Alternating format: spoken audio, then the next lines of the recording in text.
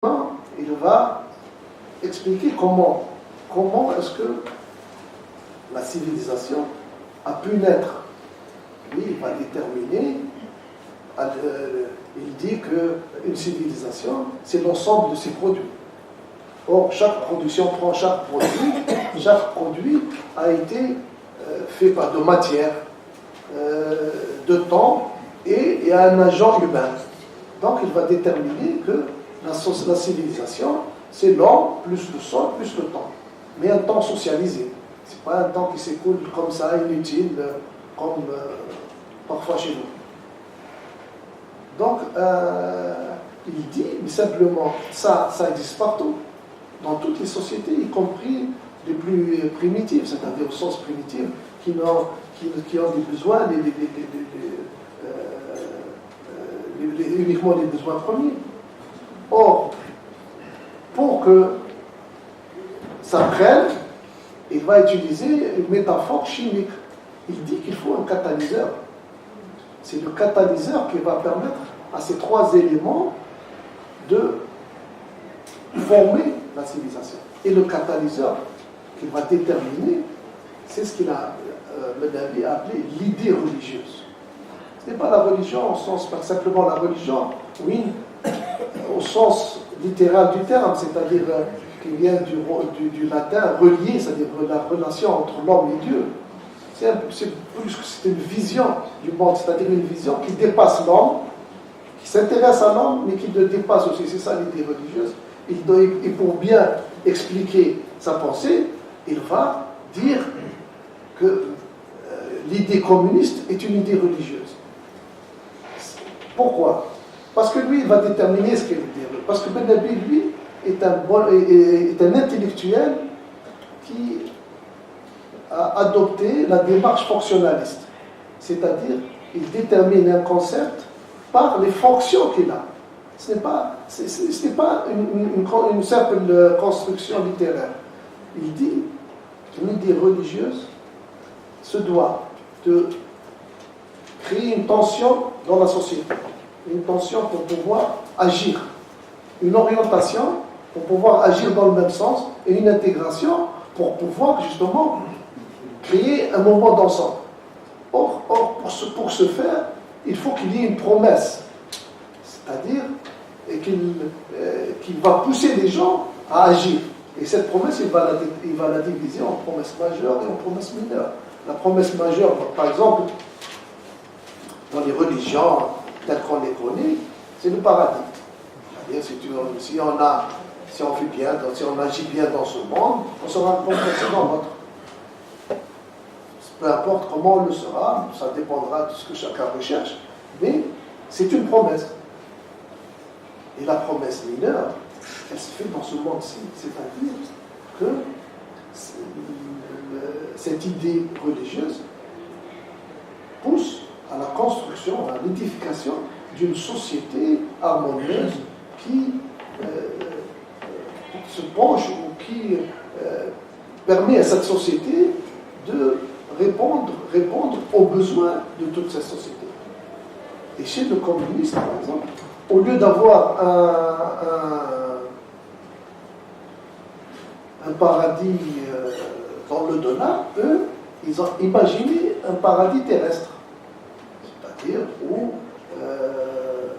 d'abord, avec leur slogan, de chacun selon ses capacités, à chacun selon ses besoins.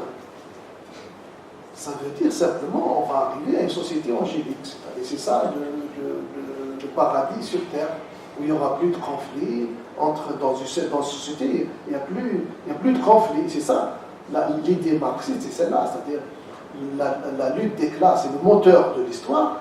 Et quand on arrivera à la société, il n'y aura plus de lutte des classes, puisqu'on sera tous, on aura plus il y aura cette vision qui va s'imposer à nous, qui va être acceptée. Et donc, c'est en cela qu'ils ont une certaine spiritualité. La spiritualité est une fonction transcendante de l'homme. Et donc, Menavi, lui, par cette idée par cette notion de l'idée religieuse, il va donner la suprême explication que n'ont donné personne avant lui. Ni Ibn Khaldoun, ni les penseurs, les grands penseurs de l'Occident qui se sont penchés sur cette question, que sont Spengler, Toynbee, l'allemand Spengler, l'anglais Toynbee. Personne n'a donné quelle est la raison qui pousse l'être humain à forger une civilisation. Voilà, je vais essayer, je vais pas de résumer en arabe ce que j'ai dit.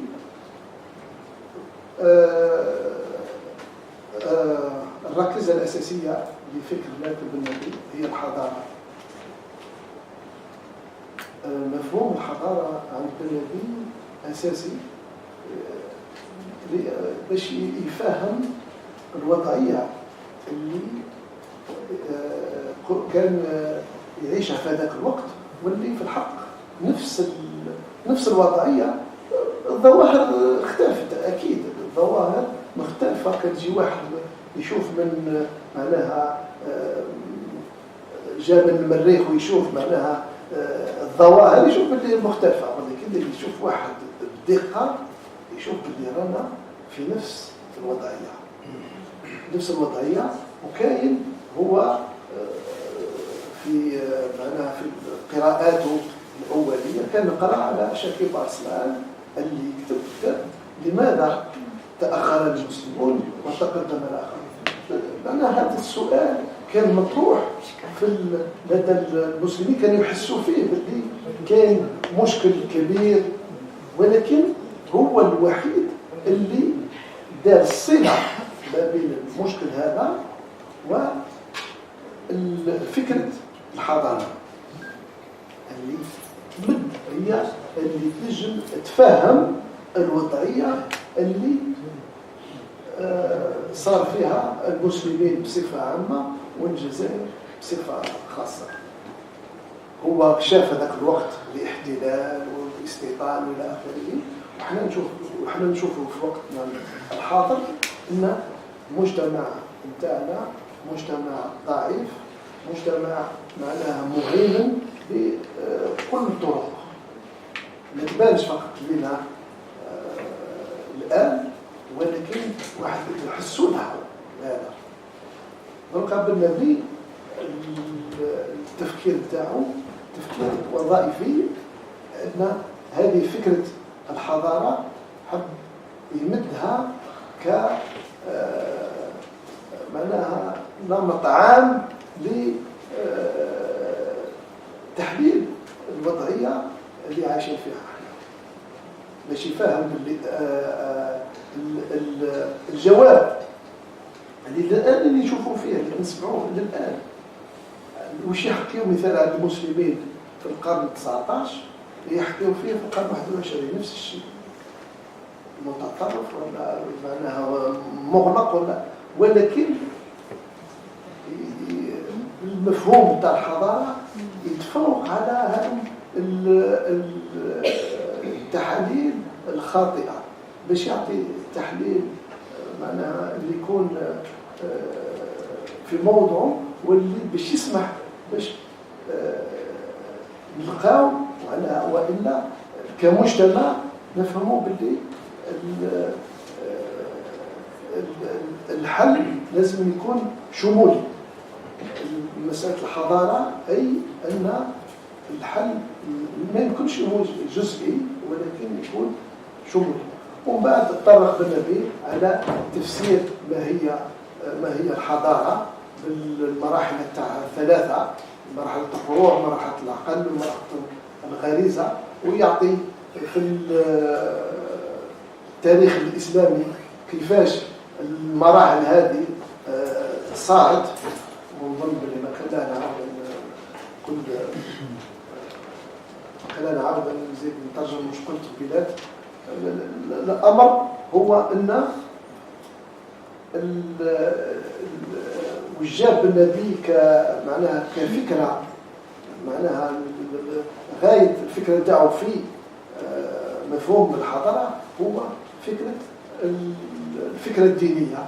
هو يشوف باللي الفكرة الدينية هي تكون كالمحرك الأساسي للانطلاقة القديمة، ويحب يبرهن باللي تكون ثاني محور أساسي للانطلاقة الجديدة. وشكرا.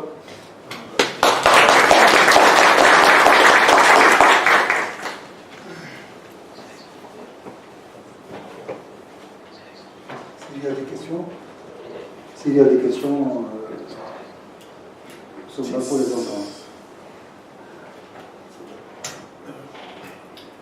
سيدي الكريم، نشكرك على المحاضرة الشيقة والجيدة الممتازة فيما يخص الحضارة والدور كنت حاب تقرب باسكو ما كاش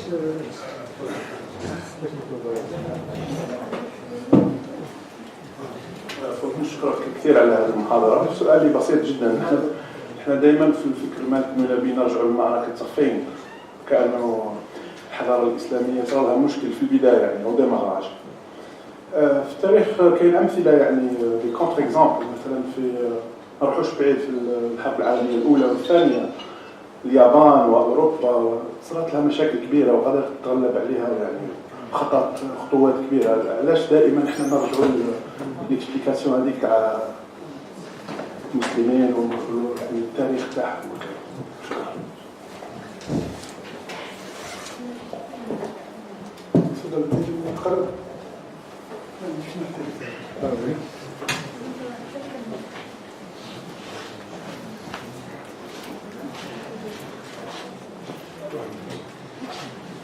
L'interrogation fondamentale, puisque je pose ma question en français, je vais parler de l'état de colonisabilité. Comment, je n'ai pas très bien saisi dans le sens de la conférence, comment expliquer, économiquement parlant, politiquement parlant, militairement parlant, l'état de colonisabilité de la société algérienne. Il y a eu quelques explications, mais c'était des généralités. On n'a pas eu une argumentation rigoureuse et scientifique. Est-ce que vous pouvez nous éclairer sur ce point, s'il vous plaît? Une autre question?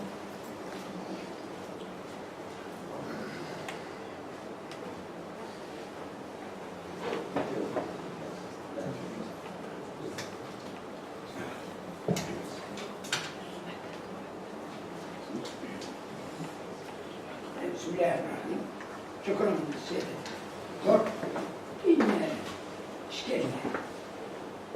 إشكاليتان. القول الأول يقول لماذا تأخر المسلمون وتقبل غيرهم؟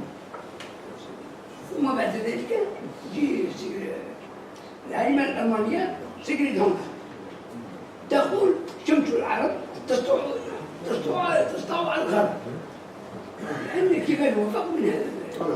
هذه القضية. شكرا. تفضل. لا تنجم تقرب هنا ولا يعني سؤال صوتي. الأخ المدير vous pouvez expliquer que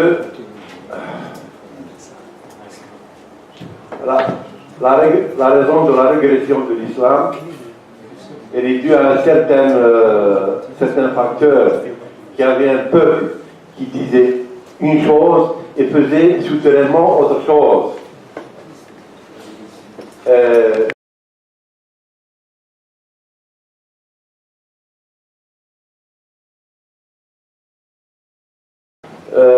Des gens qui ont pris le relais, c'est des gens qui n'étaient pas des musulmans, ils n'avaient rien de